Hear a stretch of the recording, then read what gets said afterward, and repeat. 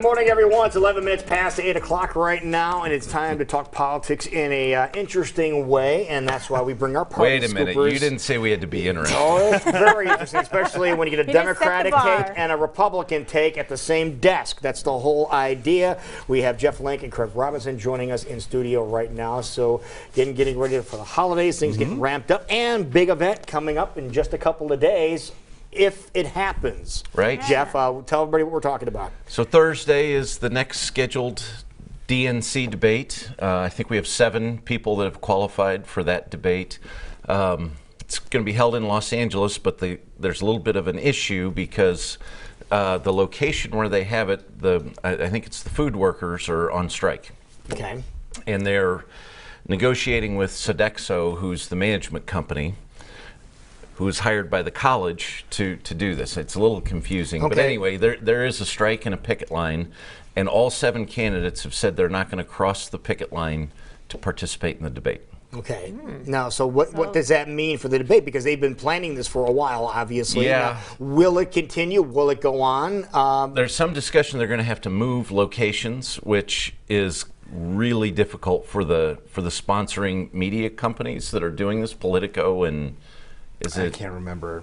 It's Politico and somebody else. But anyway, to move this at the last minute is going to be hugely difficult. These are huge operations. I mean, you guys are kind of in that business, but imagine creating a huge television studio An event. that can showcase 7 people on a stage with multiple camera angles and putting it together in a week. I mean, it's crazy. Yeah, now, if there's any town that can accommodate It's this, LA. it's LA, because they do shows and productions all the time. And I but think it's a still hard. 7-person debate is going to be interesting. Why is that? Well, I mean, I think It's not 24. It's not 24. I think we might actually let these candidates debate a little bit. Now, the interesting thing is going to be is, will they actually debate? I mean, we've seen, Mayor Pete Buttigieg, has been the front runner now, at least in Iowa, for months, and it doesn't seem like there's been much of any appetite to go after him and to say. Well, there wasn't in the last debate. Right. And that was kind of amazing. But since that time, There's been ads. and it Senator started. Warren, Senator Sanders, a lot of people have been going after Mayor Pete because he's in the lead.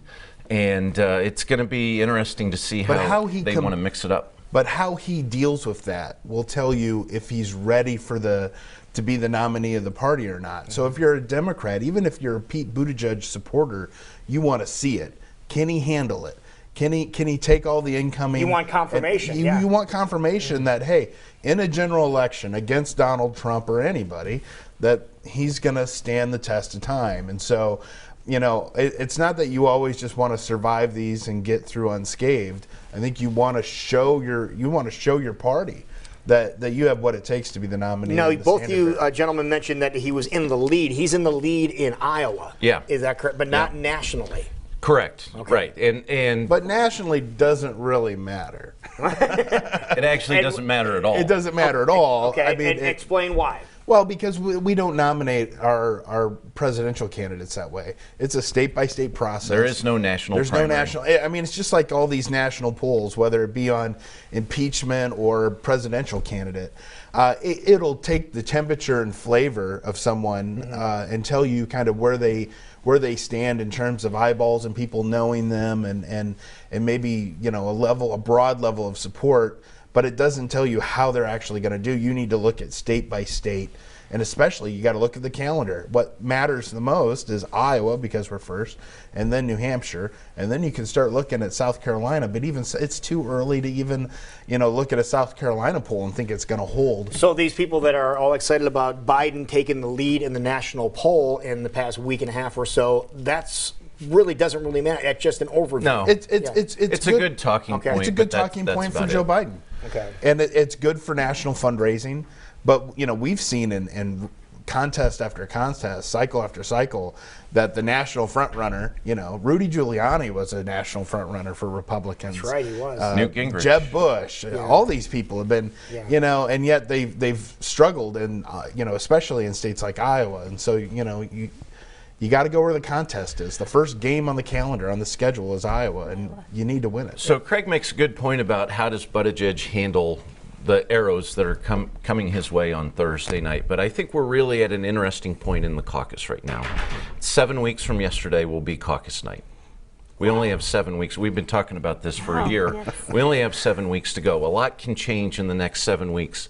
One of the things that I believe is going to change is Iowa caucus tenders. If you're planning to go to the caucus, for the last 6 months, you've been just trying to sort out, who do I like? Who's exciting? Who's interesting? I think in the next 7 weeks, Iowa voters are going to say, not only who has the best chance to defeat Donald Trump, but next fall, who is going to create an updraft for our Senate candidate? Who's going to create an updraft for our congressional candidates and for our state legislative candidates? And who's going to create a downdraft? And I think the candidates that are viewed as creating an updraft are going to move up, and the candidates that are viewed as creating a downdraft are going to move down. That's what happened in 2004. John Kerry was seen as providing an updraft to Democrats and went from 5% to winning. Howard Dean was seen as a downdraft and just dropped precipitously in the final month of the campaign. It'll be interesting to see who Democrats believe will create this updraft, and I think that's the most interesting thing to watch in the next 7 weeks. Now, we've mentioned that several times about trying to get the field trimmed down a little bit. Do you think the field will trim down significantly after Thursday? No, I think we've gone from 24 to 7. Yes. Right. Okay. We've done a lot of trimming, and we've got 7 candidates that all have interesting stories, that have different appeals, all have qualified because they've got enough contributors or they've done well enough in polls. I think this is a pretty good group. I mean, we've had groups of 7 in the past, you know, that used to be that we'd start with 7. Right. But, you know, it's a strong group that And we each have. one has their own personality, too. Absolutely. Okay. Absolutely. So it's going to be interesting to see how it goes. What about the ones that aren't on the stage? There's like Marianne Williamson and those. What's your take on how much longevity there is? Well, with that? I think the person who's kind of 8th on that list is probably Cory Booker. And Okay. Cory Booker has run a strong campaign, does a really good job every time he's on the stump, has sort of gained new life every time he's kind of on the verge of getting out of the race, and people kind of want to keep him in the mix. So it'll be interesting to see if he can qualify for the January debate, which will be here on January 14th. But you know, I think it's going to be really tough for anyone. I did see a Past- Marianne Past that. Williamson sign, though, on Grand on Sunday. Okay, so it's still up. Well, She's she's still not, out there. She's not running any kind of sign campaign like Tulsi Gabbard, that's for sure. So how go many for it. more debates are there after this one? Well, before the caucus, it's Thursday and then January 14th. Okay. The interesting thing about the January 14th debate is that's on a weekday, and there's supposed to be a trial going on in the Senate for a little thing called impeachment. It says to me that the people at the Democratic National Committee believe that McConnell will not let the trial go more than 2 weeks. Okay. Think about that. Okay. That like this Expedited. this is just going to be a very quickie trial in the United States Senate. McConnell doesn't have any real interest in drawing this thing out, number one, or having a real discussion about these 2 charges that are going to come from the House this week. Okay. I think it's getting more and more interesting. Yeah, stay tuned. Okay, stay tuned. That's right. More drama to come. Thank you, gentlemen. Appreciate you. it.